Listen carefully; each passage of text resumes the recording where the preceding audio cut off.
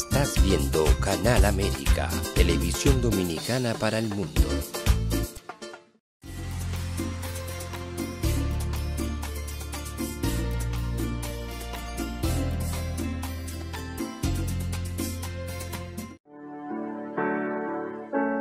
Sometimes life can be so damn hard. You don't know where to go. Everything keeps falling apart. Yeah.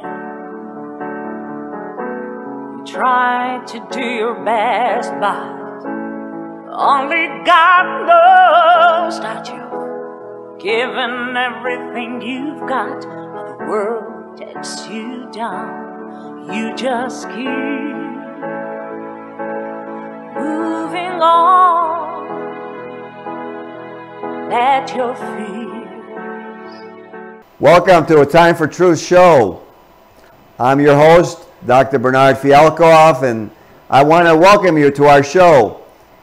Today is Martin Luther King Day, a man who had a vision for the world, for all men to be free and to share that dream. And I remember as a little boy listening to him and really being carried away by the emotion and the dream and the feeling that we could finally on this world actually reach, as he said, the mountaintop.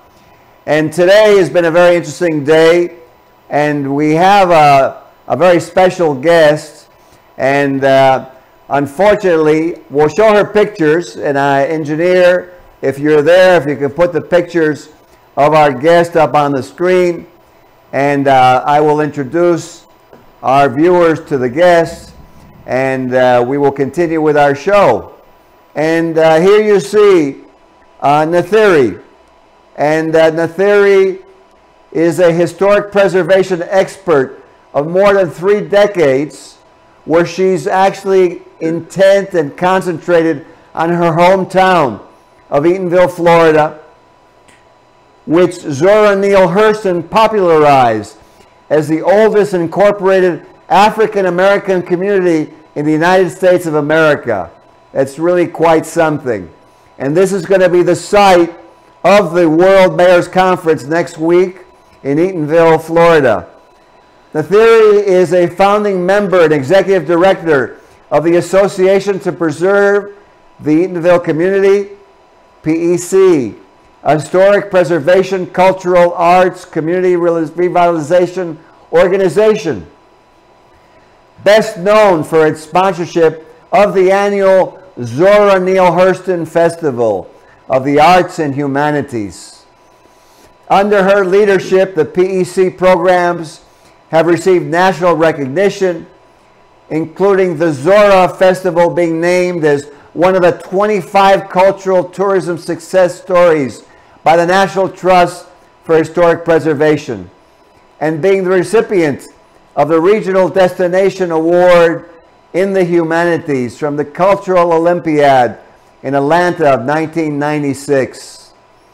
It's a shame that Nathiri couldn't stay with us tonight, but as we prepare for the conference, we each have many projects that are ongoing as we try to deal with the myriad of problems afflicting our communities worldwide. She was a graduate of Ithaca College with a master's from Syracuse University. She was the editor of the award-winning volume Zora, the story of Zora Neale Hurston.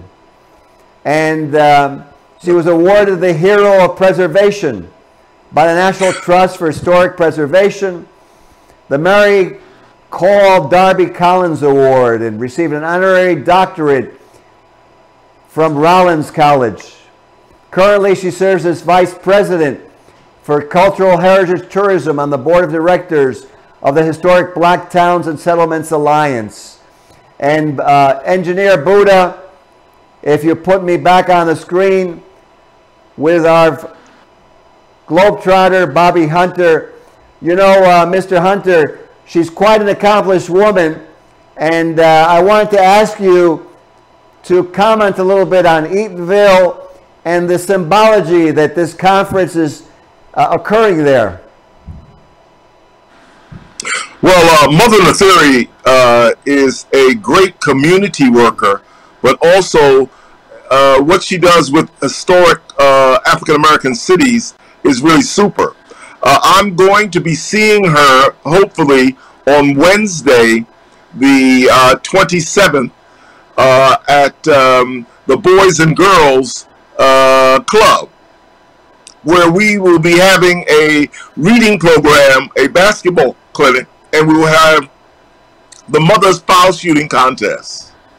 And why a Mother's Foul Shooting Contest? That's because exactly what I was mothers going to ask need you. to Why? be paid more attention to. That's what I wanted to ask you, is why a mother's foul shooting contest?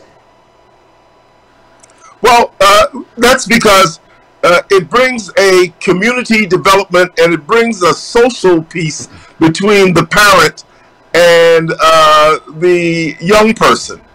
And we found out by doing it all over the country that it's become quite popular.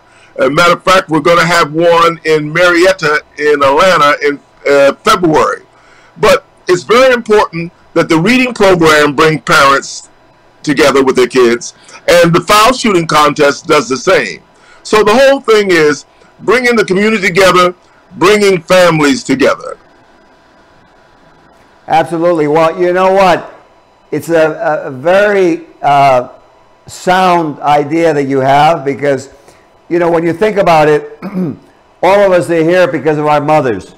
If there were no mothers, there'd be no humanity, and there would be no mankind. So, you know what? I think they win the foul shooting contest hands down. What do you think? I think that we should keep reminding people of that, and also reminding them of the ERA, and that women's rights is only in 38 states. And we have the women there in Orlando that will be going over that subject matter during the Women's Economical Development session there during the mayor's conference.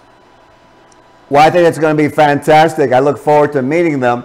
And, you know, I wanted to actually honor Nathiri, even though she couldn't stay for the program, and because she's actually, I can see, carried the role of mother in this preservation of this African-American culture and this very important city in the United States of America. Too often in the world, like you said, I agree with you totally, we forget our roots, we forget the people who brought us to the point that we've gotten to, we forget how we've gotten there and why it occurred. So, you know what, our hats are off to NY Nathiri for everything that she does for the community and for her 30 years of involvement as an expert in this preservation. We look forward to seeing her at the World Conference of Mayors. What I was going to ask you, Mr. Hunter, when you do this, yes. When you do this basketball program that you're doing, I know that you've been very involved also in drug education. You're concerned about FLACA in the United States, right? Yes, but the point, what we're doing is getting the rooster in the hen house, meaning that we're talking about mothers and their kids, and we're talking about the Mother's Foul Shooting Contest, and we're talking about the reading program. And then we very gingerly bring in the drug program, protecting your kids from drugs. Because in some places, they almost think drugs are legal. In Georgia, they think that Molly is legal. So we have to go over drug education. And right now, what we've been doing with Pastor Steve is we've been passing out masks and information. And one of the things I say at the basketball clinic is, who knows how to be a team player? And which one of you kids are taking out the garbage daily? You know what? It's so true that in order to have anything be successful, all of us have to carry their weight. I'll tell you a funny story. I was in my office the other day, and I'm a, you know, like you know, because we were friends, I'm a 40-year surgeon in New York City. So as the person was getting numb, I noticed there was a paper on the floor. So it was a piece of paper that had fallen. So I picked it up with my glove and I put it in the garbage. I changed my gloves. And the patient said to me as I was doing that, "That's why I come to see you, Dr. Fialkoff." So I said, I was jokingly said, "Because I'm a garbage man?" And she goes, "Absolutely." And I said, why, may I ask you, why, pray tell, does that make me qualified to treat you? And she said to me, "Because I've watched you and I see what you do. And I know that when I can't see you in my mouth, you're taking up all the garbage that's in the mouth, whether I know it or not, and you're leaving me spick and span." So what I wanted to do on this show is honor Mr. Robert Hunter, who's a very humble man, who's been actually going around the country protecting our kids from Flocka, from Molly, from all kinds of different drugs that are out there, synthetic drugs. And, for his constant ideas, constantly coming up with ideas on how to make families safe and how to actually make our communities move forward. So my hat is off to you. And I totally agree with you. Let's get our kids safe. Let's get our mothers to be happy what's going on. That way, everything will be happy in the farm and we can move forward and grow the other crops, like you said. That makes a lot of sense to me. One of the things I'm very happy about, she is one of the directors in children wearing their masks at school. And we need parents all over the nation to understand that their kids should wear their masks at school. And also a 95. A 95, because the new virus goes straight through the cloth. So a 95 mask is very important. And from the young to the old to wear their mask. Absolutely. And One of the other things. yeah. No, go ahead. I'm sorry. She has a very unique family counseling program in which she runs. I don't know if she elaborated on that, but it's something that should be spread around the nation of how to keep your family together and the communication in which you should have. Absolutely. Well, you know what? Communication is the key to everything. And the thing that I find very interesting when I looked over her biography is how much she's done to preserve culture. And too much, as I see time has gone on, it's almost like our cultures are being ignored. Our cultures are being destroyed.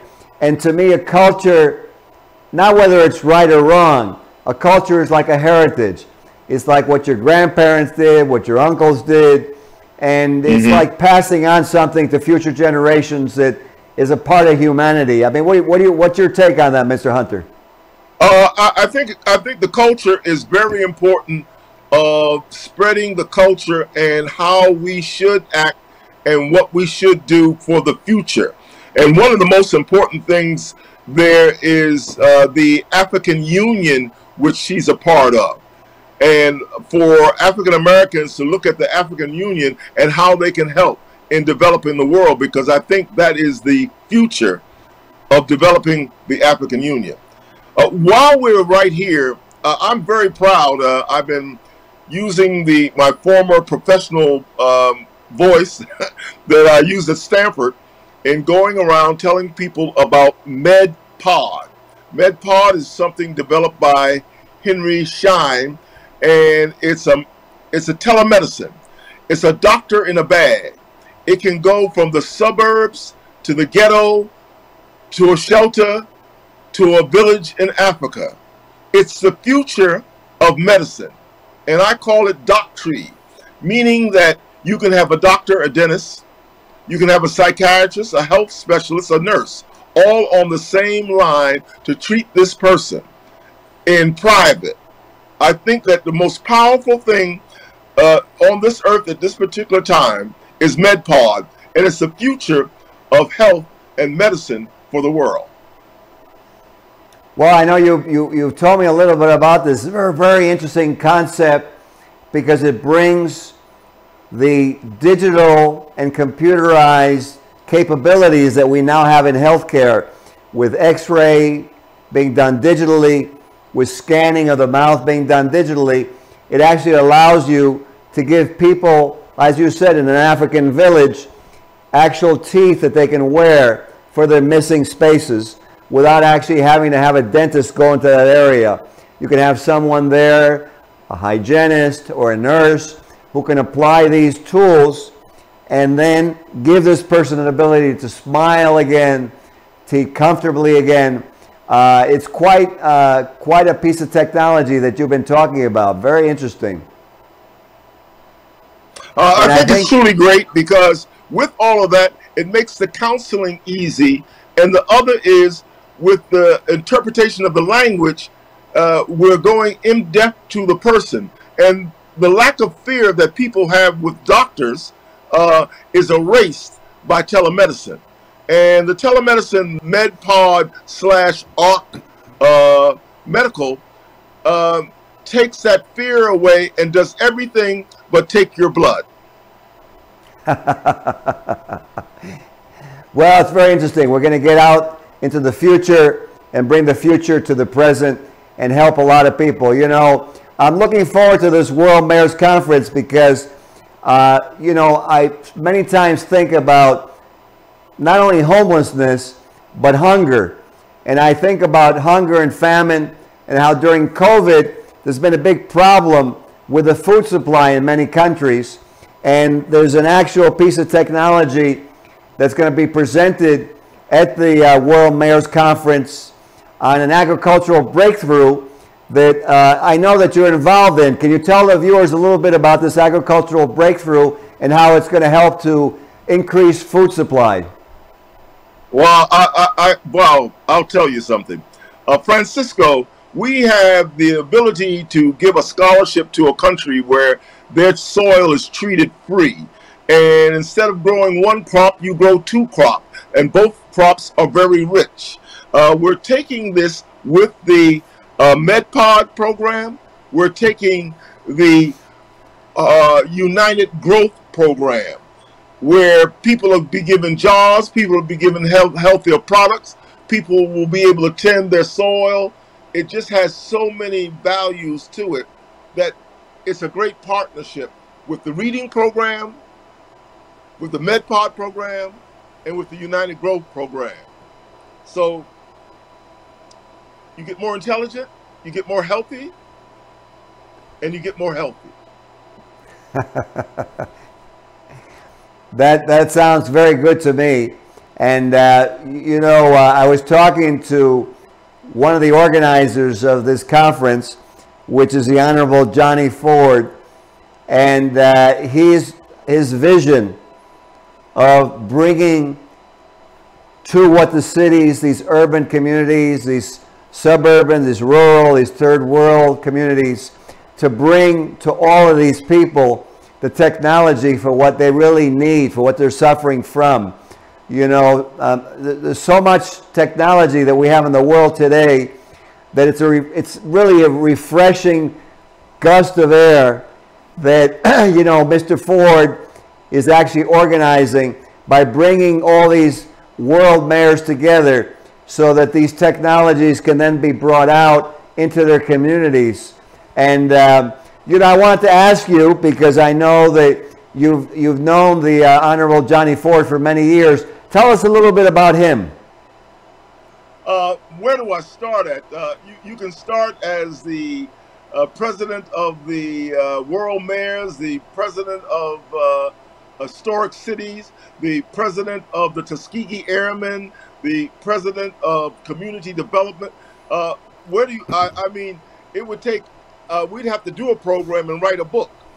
But in speaking of journals and books, we're going to try to get everything from the World Mayors Conference into a journal so that it can be sent over so people can not only hear about it, but they can read it themselves. Johnny Ford, he is historical within himself, being one of the early first mayors.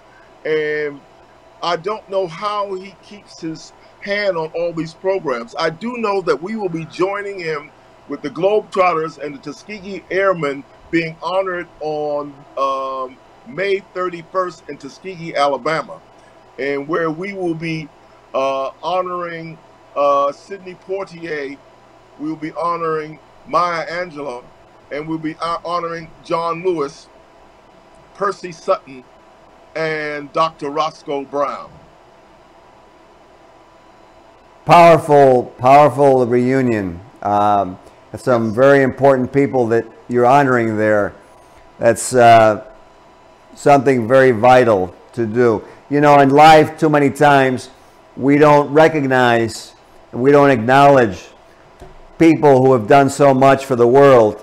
And, you know, whenever I fly into a big urban area and we're about to land, I look down and I go, it's amazing the coordination and the mutual help that human beings give each other. It's totally amazing. I want to ask you while we're on the show, because I didn't really know the mission, and I know the viewers may not know the mission. So what is the mission of the HBTSA group? And tell us a little bit about that. The mission is to develop the community with good health.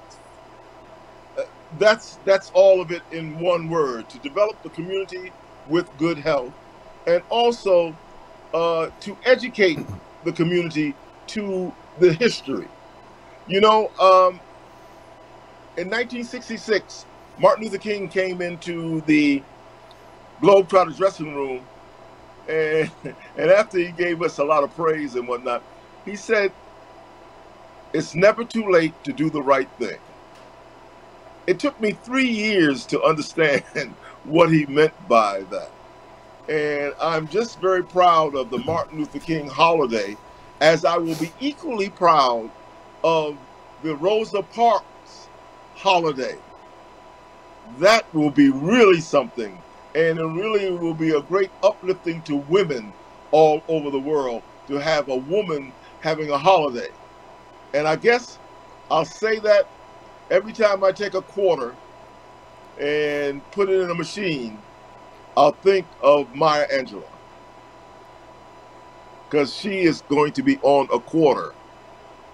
Boy, that'll be fantastic for African American kid, for a young lady to have a quarter in her hand with a woman on the quarter. Well, there you go. There you go. So, you know, I know you're very innovative and always looking toward the future and positive things, and that's a beautiful thing. I wanted to ask you, we only have about a minute left in the show. So we have this World Mayors Conference that has been organized by the Honorable Johnny Ford, and tonight we had a little bit of chance to get some of the accomplishments of NY Nathiri. And so what I wanted to ask you, Mr. Hunter, is what would you like to see come out of this World Mayors Conference next week? I'd like to see all the information which is being given at the conference to be sent all over the world, especially to the 54 countries of Africa under the African Union. And for us all to leave understanding that we should work together to save this world, because it's the only thing that will save us. It's honoring thy neighbor. I couldn't have said it better. Very well said. Thank you for having been on the show, and I look forward to seeing you at the World Mayors Conference. And for those of you viewing out there, let's take the example of NY Nathiri preserving culture, and for all of us to preserve our individual cultures. And as Mr. Robert Hunter, our guest, has said tonight, to corroborate and collaborate and bring forth our cultures together, and to look forward and to see how we can use what we have and make a better world and enjoy the future. Thank you for tuning in. Thank you, Mr. Hunter, for being on the show tonight. God bless, and God bless Mother Nathiri. God bless you all. We'll see you at the next episode of A Time for Truth show. Be well. Sometimes life can be so damn hard. You don't know where to go. Everything keeps falling apart. Yeah. You try to do your best, but only God knows that you've given everything you've got, but the world takes you down. You just keep moving on. Let your feet